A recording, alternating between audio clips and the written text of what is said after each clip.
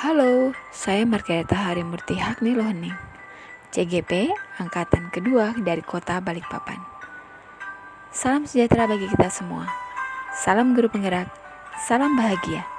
Kali ini saya akan menyampaikan koneksi antar materi, yaitu materi tentang filosofi Ki Hajar Dewantara, visi guru penggerak, dan nilai dan peran guru penggerak.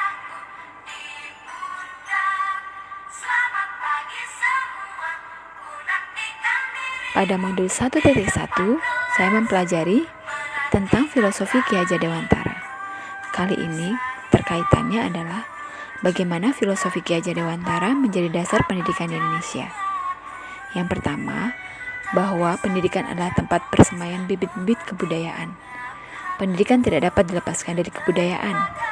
Pendidikan dan kebudayaan merupakan satu kesatuan, karena untuk mencapai peradaban bangsa yang kita cita-citakan, pendidikan adalah pondasinya.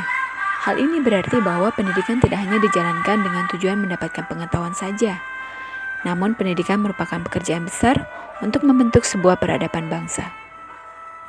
Filosofi yang kedua yaitu pendidikan haruslah terbuka, namun tetap waspada terhadap perubahan yang terjadi. Dapat memilah dan memilih hal berharga dan bermanfaat yang dapat kita selaraskan agar dapat memperkaya kita dalam kultur lahir dan batin, dengan mengedepankan kultur bangsa Indonesia sendiri sebagai sumber belajar yang utama. Di sini Ki Hajar Dewantara mengingatkan pendidik untuk mendidik anak-anak dengan cara yang sesuai dengan tuntutan alam dan zamannya sendiri. Pendidikan sedapat mungkin diupayakan untuk dapat menjawab tuntutan zaman, baik perkembangan budaya dan nilai, juga percepatan dan perkembangan teknologi saat ini dan akan datang yang akan dihadapi anak-anak. Filosofi Ki Hajar Dewantara yang ketiga adalah pendidikan haruslah relevan dan kontekstual.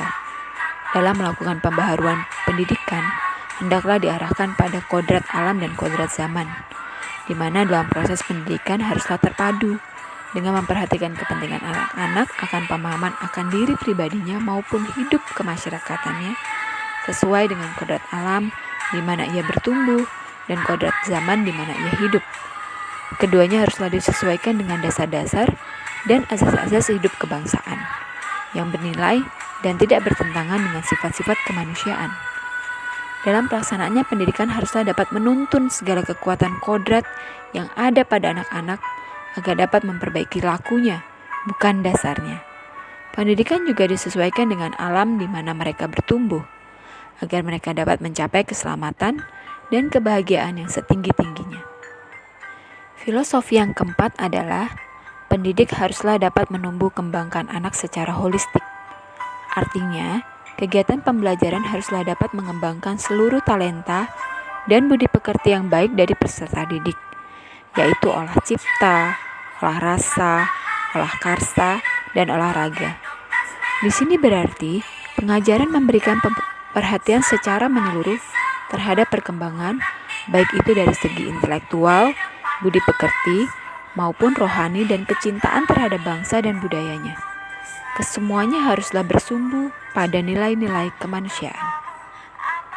Filosofi yang kelima yang saya dapat simpulkan dari Ki Hajar Dewantara adalah pendidikan yang menghamba kepada anak.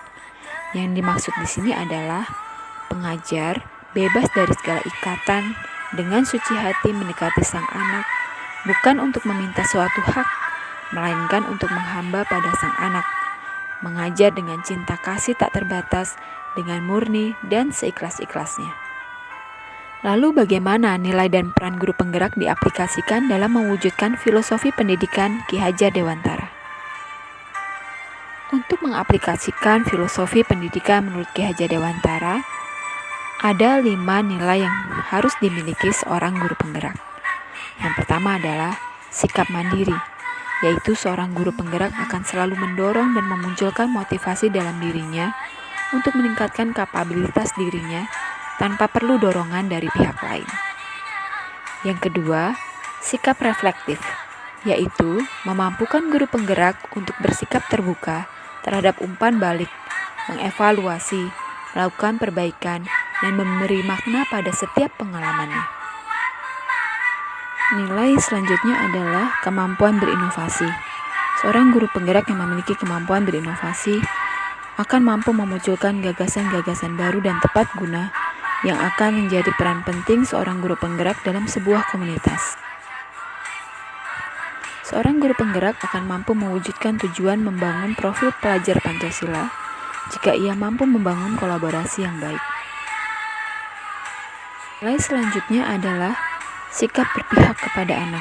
Seorang guru penggerak akan selalu bergerak dengan tujuan utama, yaitu kemajuan perkembangan anak didiknya.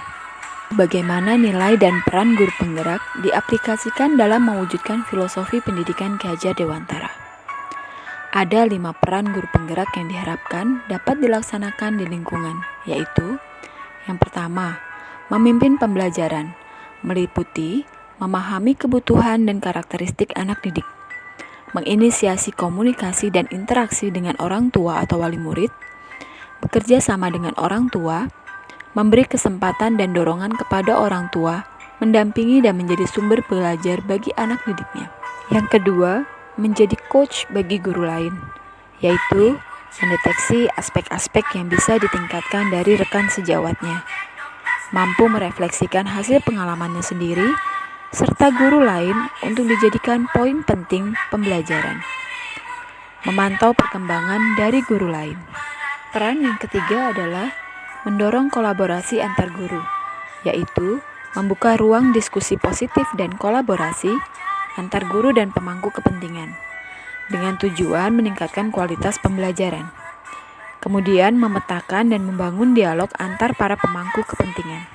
Peran yang kelima adalah mewujudkan kepemimpinan murid, yaitu mendorong dan membantu meningkatkan kemandirian dan kepemimpinan murid di sekolah, memunculkan motivasi murid untuk belajar, dan mendidik karakter murid di sekolah. Lalu, bagaimana guru penggerak dapat mewujudkan filosofi Ki Hajar Dewantara dalam perannya di lingkungan pembelajaran, agar nilai dan peran guru penggerak dapat dirasakan dan berdampak? Maka, seorang guru penggerak terutama haruslah memiliki visi yang akan menjadi jiwa dalam setiap usaha yang dilakukannya. Setelah melakukan refleksi, maka saya memiliki visi untuk murid-murid saya, yaitu murid-murid saya dapat mencapai keselamatan dan kebahagiaan, menemukan jati diri mereka, mampu bersaing dan dapat bermanfaat bagi sesama dan alam. Setelah menentukan visi, maka untuk mewujudkan visi tersebut, maka perlu dilakukan proses perubahan, yaitu melalui pendekatan atau paradigma.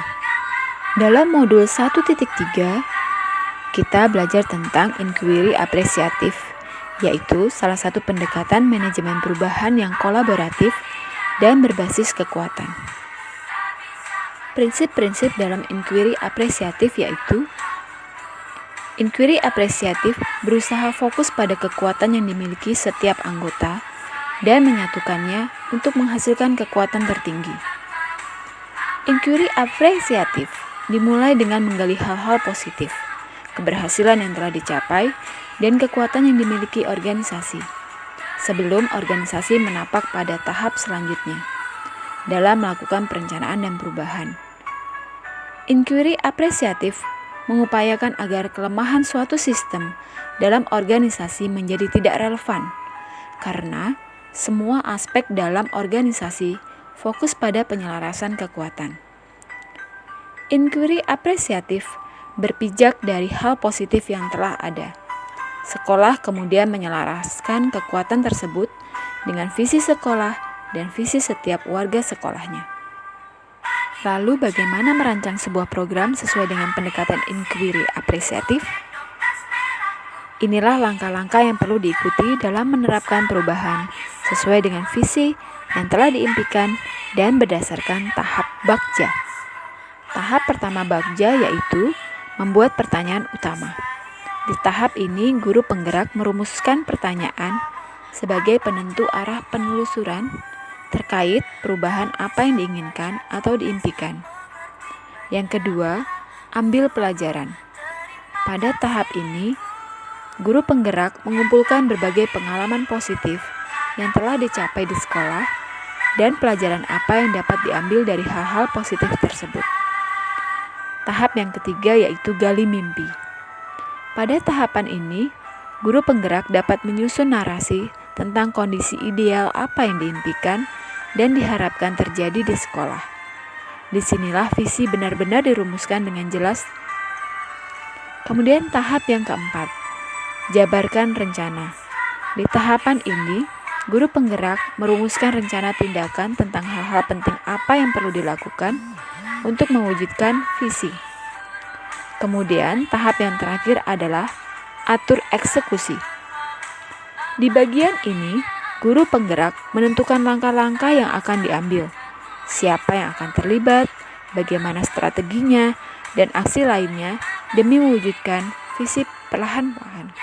Demikianlah paparan saya tentang koneksi antar materi, modul 1.1, 1.2, dan 1.3. Semoga bermanfaat.